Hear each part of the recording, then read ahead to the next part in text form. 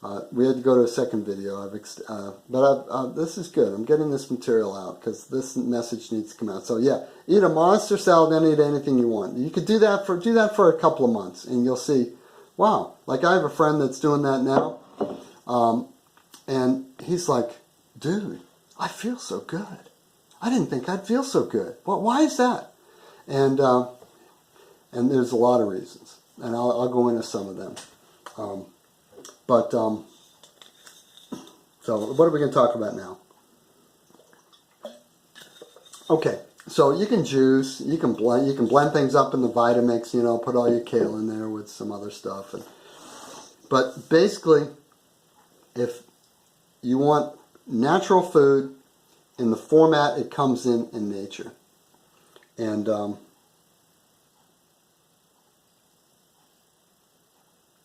so I'll take you around. I'll take you around the house and show you some food. How's that, huh? Yeah, get off that. Get away from this table. And all right, so. All right, so here, bananas. Bananas are big. Bananas are good. These are little dinky bananas that, so you go to an Asian market and you get all this food. Every city has an Asian market. We go down to Nolensville Road, to Bhutan Market, to K&S, to Sulav, and to Patel's, the Indian store. Mangoes. Now, this is a papaya. Now, this is a pawpaw. I grow these. I'm real proud of them. These are dates. They're drying. You got little flies around, okay? Fruits and flies go together. I mean, just get over it. Apples, yeah, they're pretty standard fare. And so, one of the things about fruit that I didn't understand is that it's got to be ripe. If it's not ripe, it's going to hurt your teeth. It's going to really be rough. Okay? So it's got to be ripe. And you got to know how, and when you live on this stuff for long enough, you know what's good and what's not. You eat a bunch of unripe oranges or papayas or mangoes, and you're going to feel awful. Man, it's got to be sweet and it's got to be good. And if you can't eat 2 or 3 of them, then they ain't no good. Okay, let's go to the fridge. That's where the rubber meets the road, isn't it? The fridge, yes. Oh, the fridge. Okay, so, here we go. Sprouts. I'm really into sprouts. Sprouts are high on the nutrition scale, but, most people are going to think this is crazy. So this is a thing of broccoli sprouts. Sprouts are unbelievable. Off the charts. Off the charts nutritionally. These are chickpeas that I sprouted. These are fenugreek seeds that I sprouted. Just unbelievable nutrition. I mean, you'll be like doing chin-ups if you start doing these. And I never did a chin-up for years, but I'm doing them now. This is aloe vera. It comes in these spiky leaves, and my wonderful wife peeled these for me. But it's just like snot. It's like glop. Its consistency's awful. But aloe vera, man, let me tell you, you want to do some heavy lifting in your metabolism, aloe vera. So we have to scrape it out and put it in these bottles. I don't buy it processed, but I guess I processed it a little myself by taking it out of the little cactus things it's in. And then, of course, kale. And I have a garden. I got a lot of this out in the garden. Tons of kale. And I save these and use them again. First, doesn't have a cover. Oh, yeah. Cover's keep coming off. All right, so here we got some collard, which is in the kale family. Fennel. Squash from the garden. And what I do, just for the sake of time, if I had time, I'd chop it all up every night. But this stuff takes a long time to eat. You're chewing like crazy. And that's another thing. You got to chew like crazy, because that's where it breaks down, is in your mouth. So it's really important to eat slowly and chew. And this stuff takes a long time to eat. And everyone's going to persecute you for that and call you an awful person because you take too long to eat. And like, you've just had 10 bites of salad and they've finished their steak. Okay, you get they inhale this stuff. This stuff's very palatable and it goes down fast. So, there's a bit of a social adjustment, but I'd rather be alive and healthy and not be in pain. I do better socially when I'm not like in pain. Okay, what else am I going to show you here? My wife's making. I'm not supposed to look. That's a surprise. My wife's making me something. Baby kale. Okay, you see that? Baby kale. Baby kale, okay. Now this stuff is, it's got issues, okay? All the stuff you get in the supermarket is sterilized, which it's good that you're not getting salmonella. It's bad that you're not getting the microbiology, and I'm going to go into that later. Some grapes, lots of carrots, mushrooms, cauliflowers, cabbage, lemons are important. Whoops, sorry. Lemons, peppers, and then, yeah, okay, I'm over the time limit on the fridge. Oh, and so after I run it through the food processor, I put it in these big mason jars. And I can store it for 2 or 3 days, probably even a week. So it's fast, you know, and it's just a matter of sourcing the right food. And I'll put a few apples in there or something. But that's a real easy way to get it. And I'll eat that whole bottle, no problem tonight. And then here are some really cool, these are chickpeas. These are brown chickpeas. And so, you know, they got little tails on them. I'm going to eat these tonight. And then I'm sprouting some more stuff here. You have to soak it. And, you know, just get on YouTube. And these screens are the best. Don't get the plastic ones if you do this. And these are lentils. Lentils are like off the charts as far as protein. But when you sprout them, it's like mega times the amount they'd be if they were cooked or you know, done in a stew. So now that's sort of what I eat. So I go over it again. I wait till I'm hungry. I know I'm hungry because I'll eat anything. Then I have a huge bowl of greens, dark green leafy vegetables. And I know, you know when you've had enough. And so I stop when I've had enough. And I know I've had enough when, like, the thought of putting another kale leaf in my mouth is just like, ugh. And you can't even swallow it. You know, it gets that way, you know. And I have a lot of things out in the garden. There's dandelions, there's lamb's quarter, a lot of great things in the wild too. And then I have chopped vegetables, like what I showed you that we put through the food processor and keep in the mason jars. And then I have sprouts, and then I have fruits and nuts. And the sort of the fifth course, so it's salad, it's greens, salad, sprouts, and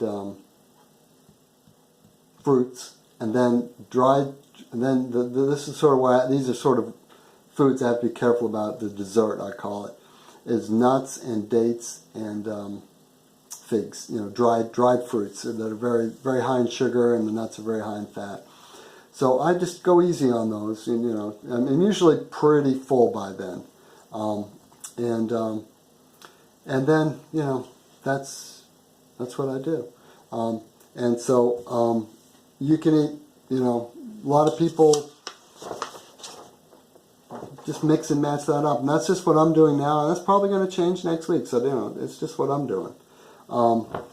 So what I'm going to talk about is nutrition and how nutrition comes about.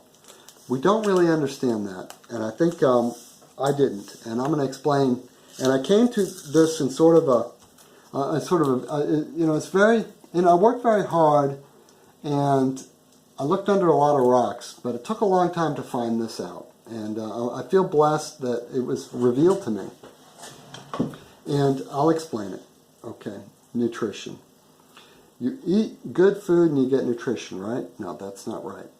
Okay. First of all, the food has to be chewed very well. And that takes time. If you're stressed, you're eating fast. And that's usually when you're not healthy, right? If you're at peace and you're calm and you're, you know, sort of like have a wavelength of calm and serenity, it's a good time to eat. If you're stressed and you're angry, you shouldn't eat because you'll eat fast and you won't chew. Okay, chewing is important. Enzymes are in this saliva and so forth. There's a lot of stuff there that happens and we have no idea what's going on. None. And so what is really important is the microbiology. Okay, what does that mean? Okay. You eat the food, it hits this like bath of hydrogen, it was a hydrochloric acid, and it gets broken down and goes into your bloodstream. That's what I always believe. Well, that's wrong. The hydrochloric acid is part of the process, but that's not what does the heavy lifting of digestion. It's little critters. We'll call them critters. You know, like in, what was that show we watched growing up with Beverly Hillbillies? Ellie Mae always had critters. They were the animals that lived in her house. Okay, well, inside of us, we have animals. We have protozoa. We have different animals. I don't know what they're. There's millions of different kinds. Some are good and some are bad. Okay. The good ones, I'll talk about them. I'll tell you the bad ones, they live on dead bodies and poo. Okay? So if it's growing on meat, it's a dead body, okay? Then you got to cook that and get it out. And then excrement shouldn't be anywhere near the kitchen, we hope. So that's another vector for bad microbiology. So you deal with that. You deal with the excrement, the poo, and you deal with the dead animals by cooking them, and you won't have the bad microbiology. That's how I was taught. Okay. So where do you get microbiology? Well, all the food in the organic food that comes through the food system is sterilized with gases, hydrogen peroxide. Like even in organic farms, they dip the food in hydrogen peroxide before they package it. And they pretty much, I think, there's probably laws about that where they have to do that. And so you need that microbiology in your gut to do the digestion. That's how you assimilate it, is through the microbiology. So you want to eat in such a way as to enhance the microbiology. So you're eating critters on your food. That's really gross. That's really disgusting. But try to track with me here, because this is how it's done. It's the prebiotic and the probiotic and the microflora. You've heard of the acidophilus in milk. Well, that's just sort of the hem of the garment there. So you've got the prebiotic, which is really important, and you got the probiotic, which is the actual critters. The prebiotic is the house they live in. The probiotic is the critter. So you need to build a house and have the critter come in and inhabit the house and do the work, and then you flush them on out, literally. So, okay, I'm trying to get this through. This is really a foreign concept, okay, and it's going to really be hard. This is a hard one, but I'm going to do it, okay? So, the prebiotic, okay, what you need is surface area for the little houses for the critters, okay, and the leaves and the vegetables are those little houses. In the scientific community, they call it a substrate. You want to grow like a bacteria or a fungus, you put it on a substrate and it grows. It's the little houses. So you need that surface area. So that's why, when we're taught to sit down and eat a salad and then a main course and dessert. They all have a function in growing critters. And so when you sit down to eat, you're not really eating so much as you're creating a compost pile in your gut. Isn't that gross? But that's really what we're doing. That you create a compost pile, and that's why you feel warmer when you eat too. And so the substrate, they need a substrate, and leaves are probably the best substrate for compost. And so you eat your salad and your greens, and that's the substrate. That's what everything sets up on. So you're setting the stage for the digestion. So one of the important things about eating food is to have it raw, because when you cook it, you sterilize it, and all the critters die. So you need that substrate, and so that salad has the critters and it has the substrate. So it has the home and the critters in it. So that's really important, because that's what's going to do the heavy lifting of digestion and getting nutrition to your body and getting health to your body.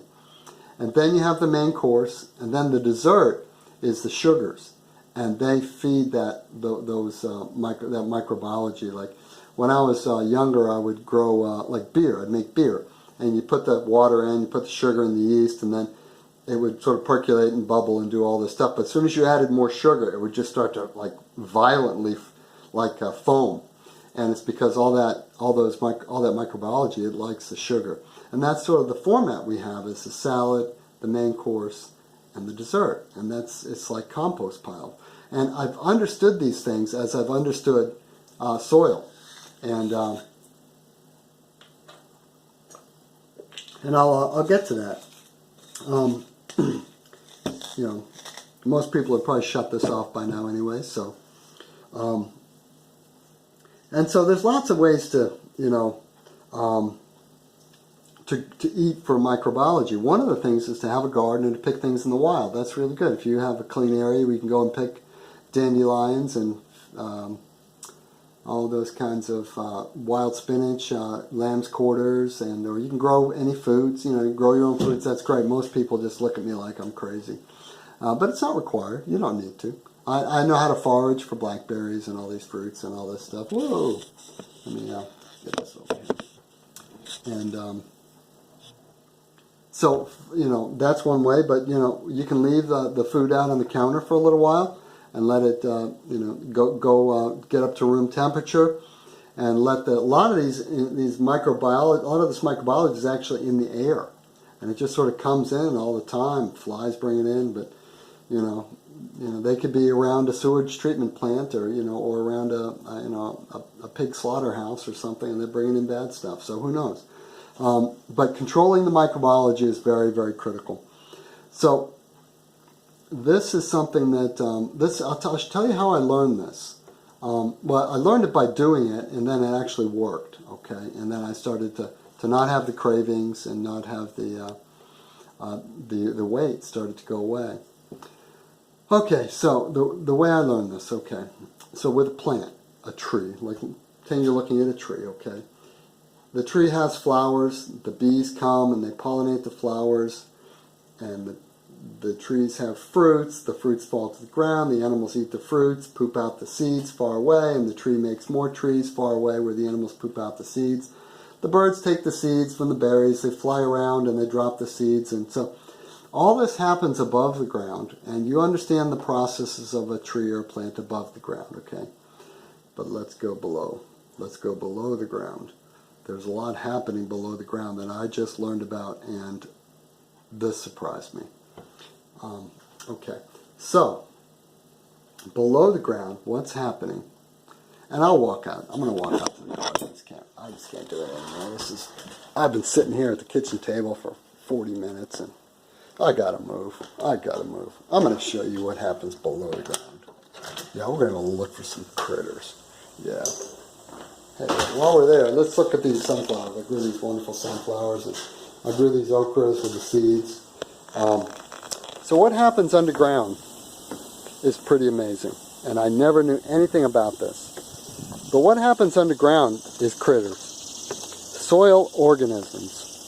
Okay, not the way we grow food. The way we grow food is we just hit it with nitrogen, phosphorus, and potassium, and it's all very depleted, and that's not the way to do it. But when you grow food the way it's grown in nature, like in nature, the leaves fall every year and create a compost. And the critters live in the compost, kind of like what I was telling you about the critters in your gut. So what you want to do with those critters is, first of all, not kill them by tilling a lot. And you want to cover the soil.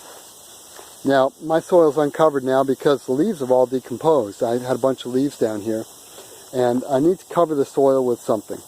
But that's a long story. I was traveling, and my garden got totally overgrown with weeds, so I had to kill a bunch of weeds. But so under the ground, what happens is, and I'll show you some soil here, is all these critters come in, see? And they come in next to the plant and they eat these leaves. And when they eat the leaves, they give off nutrients, but they interact with the roots. And so what happens is the plant needs, say, magnesium. And so it puts out a signal to the organisms in the soil saying, hey, I need magnesium. And the organisms say, well, hey, what are you going to give us for them? And the plants say, well, I'm going to give you sugars. So the plant puts out something called a root exudate, which is a sugar. And the sugars feed the microorganisms, and then in return the microorganisms give the plant the nutrients it needs. And this happens with bacteria, with fungi, with arthropods, with all sorts of worms. And, you know, we know worms are good and these kinds of things, but we don't always understand what's going on with the root exudates and all these processes underground. But one thing that really was a bit of an epiphany to me was when I understood that the digestive processes are almost identical to the soil processes. So what's happening in the soil is what's happening in your gut, in your like small and large intestine and your stomach. And I was coming at it from two different angles, and I noticed them, they're almost identical. And they're also very, very complex. Like, we don't understand all these organisms at all. I mean, we do vitamins and minerals. That's pretty much the extent of our knowledge. But we don't do critters, and we don't do enzymes. But enzymes in microbiology are really, really important to digestion and to health. And we just I don't even have a clue. So, but what really sort of rocked my world is when I understood that God created man from the dust of the earth. And so it would stand to reason that the processes are very much the same. And so by understanding the soil, I understood my health. And so, see, what happened to me is I was exercising tons. I mean, I could exercise a lot. And I hurt my knee. I was playing soccer and some kid came along and clobbered me. And I hurt my knee. And it might be arthritis, it might be a hockey injury. I mean, we don't know, but I can't run, I can't play soccer, put it that way. And that's how I was doing that 4 times a week and burning tons of calories.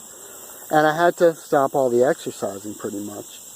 Now, I could have swam, but it's boring. You know, it's not boring, but I think it's boring. I'm not really excited about swimming now. You know how that can be. So,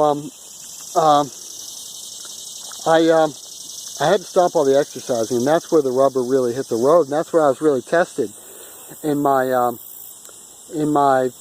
knowledge. And so I've been able to even do even better weight-wise and health-wise, even after not being able to play soccer. And that's a great blessing. So, you know, a lot of stuff here, you know, email me, talk to me, send me questions, think I'm crazy, criticize me. If you think I'm crazy, just put it down below. Tons of people will pile on. They all think that I'm right, and I probably am crazy, and they'll probably have me in an institution at some point. But I'm just trying to learn. You know, I'm just a traveler on a journey. You're just a traveler on a journey, and I hope that you enjoyed, get something out of this video. I'll take you around my garden just because I want to show you my garden, and I'll show you here my sweet potatoes right here. Thanks, Steve, for all the help with that. My parsley. Here's my, these are all my friends here. This is my basil. Isn't this awesome? And then these are all the new things I'm planting. And we're going to get some leaves to put on here soon. And this is, oh yes, my pawpaw trees are over there. These are my okra. Gotta love okra, right? My goji berries are over there. My dill.